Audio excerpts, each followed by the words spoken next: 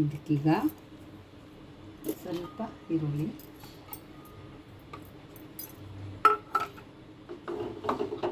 ಸ್ವಲ್ಪ ಕೊತ್ತಂಬರಿ ಸೊಪ್ಪು, ಕರಿಬೇವಿನ ಸೊಪ್ಪು, ಮೆಣಸಿನ್ಕಾಯಿ ಮತ್ತು ನಾವು ರುಬ್ಕೊಂಡು ಬಂದಿದ್ವಲ್ಲ ಆ ಪೌಡ್ರು,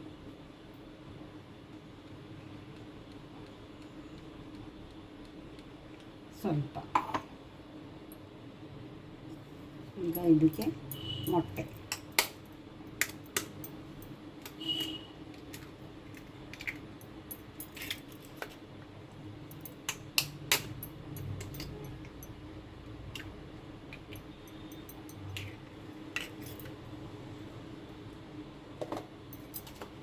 ಏಕೆಂದರೆ ಕಾಳು ಮೆಣಸು ಹಾಕಿದ್ದೀವಿ, ಹಾಕೋದು ಬೇಡ. ಸ್ವಲ್ಪ ಉಪ್ಪು,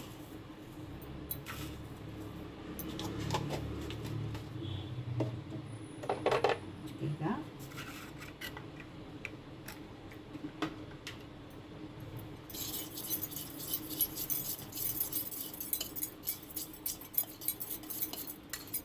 ಕೊತ್ತಂಬರಿ ಸೊಪ್ಪಿಲ್ಲ, ಖಾಲಿಯಾಗಿದೆ, ಆಗಿಲ್ಲ. ಏನು ಮಾಡೋದು ಅಂದರೆ ಅಜ್ಜಿ ಮನೆಗೆ ಹೋದರೆ ಯಾರಾದರೂ ನೆಂಟರು ಗಿಂಟರು ಬಂದರೆ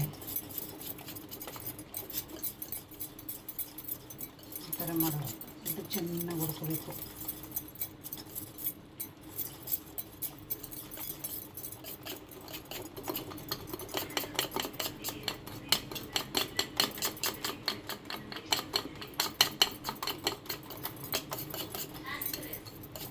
ಕೊತ್ತಂಬರಿ ಸೊಪ್ಪು ತರಕ್ಕೆ ಹೋಗೋಕ್ಕಾಗಲ್ಲ, ತುಂಬ ದೂರ.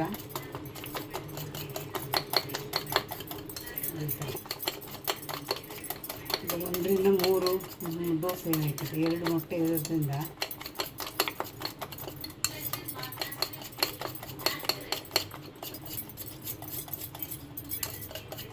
ಭಾಳ ಟೇಸ್ಟಾಗಿರುತ್ತೆ. ಕಡಲೆ ಹುರ್ಗಡ್ಲೆ ಹಾಕಿರೋದ್ರಿಂದ ಹಳ್ಳಿಲಿ ಆಟ ಮಾಡ್ತಾಯಿದ್ರಲ್ವ, ಹಳ್ಳಿ ಸ್ಟೈಲ್ ಅಡುಗೆಗಳು ಆಗಿರ್ಬೋದು.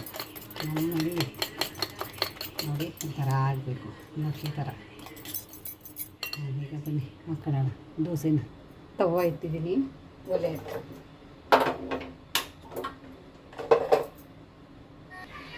ಕಾಯಿ. ಇವತ್ತಿನ ಸ್ಪೆಷಲ್ ಇದೆ.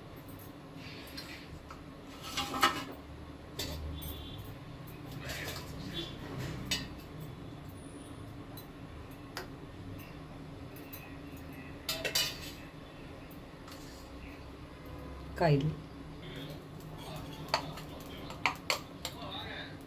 ಈಗ ಹಾಕೊಳ್ಳೋಣ ದೋಸೆ.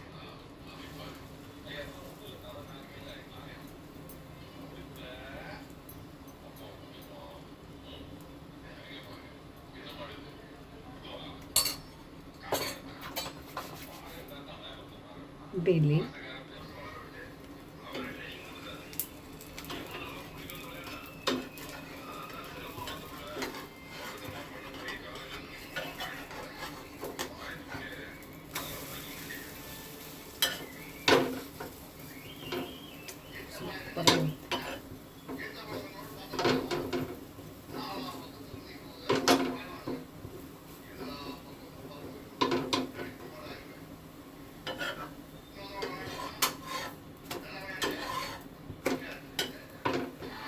ಇವತ್ತು ಡಿಫ್ರೆಂಟ್ ಆಗಿರೋ ಮೊಟ್ಟೆ ದೋಸೆ.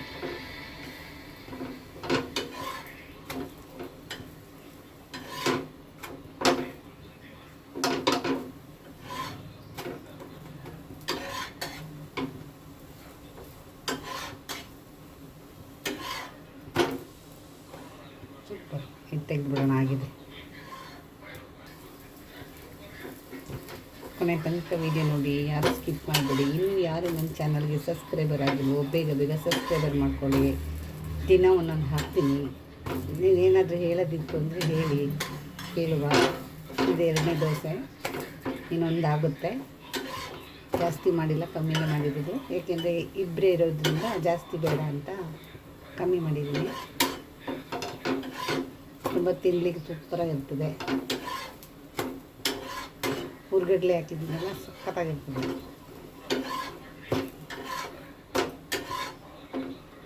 ಇದು 3ನೇ ದೋಸೆ.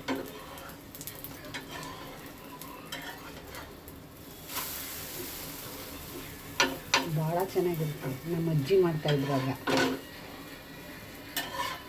ಅಜ್ಜಿ ನಮ್ಮಮ್ಮ ಮಾಡ್ತಾಯಿದ್ರು. ನಮ್ಮ ಅಜ್ಜಿ ಒಳ್ಳೊಳ್ಳೆ ಅಡುಗೆ ಮಾಡೋರು. ನಾವು ತಿಳ್ಕೊಳ್ಳಿಲ್ಲ, ಗೊತ್ತಿಲ್ಲ, ಇವಾಗ ತಿಳ್ಕೊತಾ ಇದ್ದೀವಿ ಲಾಸ್ಟಲ್ಲಿ ಏನು ಪ್ರಯೋಜನ. ಹೀಗಾಗಿದೆ, ಇಟ್ಬಿಡೋಣ.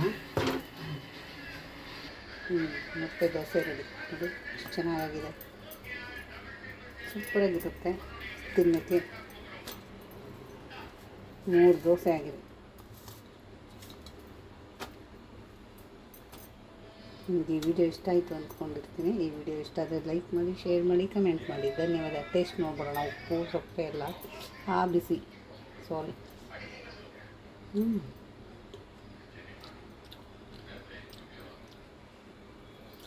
ಸೂಪರಾಗೈತೆ.